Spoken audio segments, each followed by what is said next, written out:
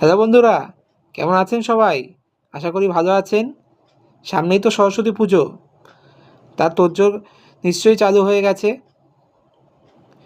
প্রতিমা কেনাও start হয়ে গেছে। তো আমি আজকে সরস্বতী পুজো নিয়ে কিছু কথা আপনার সঙ্গে শেয়ার করতে চাই। আশা করি আপনাদের ভালো লাগবে।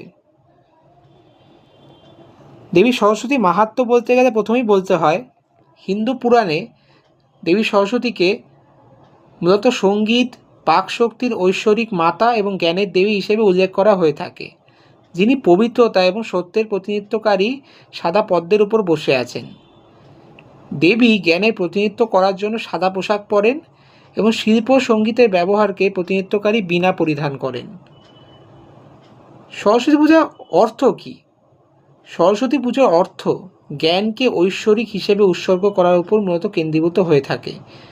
এই দিনটি আমাদের মনে করিয়ে দেয় যে শিক্ষা, প্রজ্ঞা এবং সৃজনশীলতাই হলো সেই আশীর্বাদ যা আমাদের জীবনকে ভীষণভাবে অনুপ্রাণিত করে।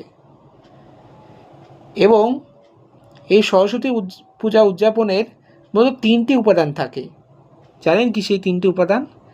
জ্ঞানের রং, শেখার শুরু, সম্প্রদায় এবং বিদ্যালয়। দেবী সরস্বতী আশীর্বাদে সঙ্গীত, শিল্প এবং সৃজনশীলতাকে আলিঙ্গন করে এবং বলা হয় যে তার আশীর্বাদে প্রতিটা শব্দ প্রকাশ পায় এবং শিল্প অর্থের সাথে প্রস্ফুটিত হয়।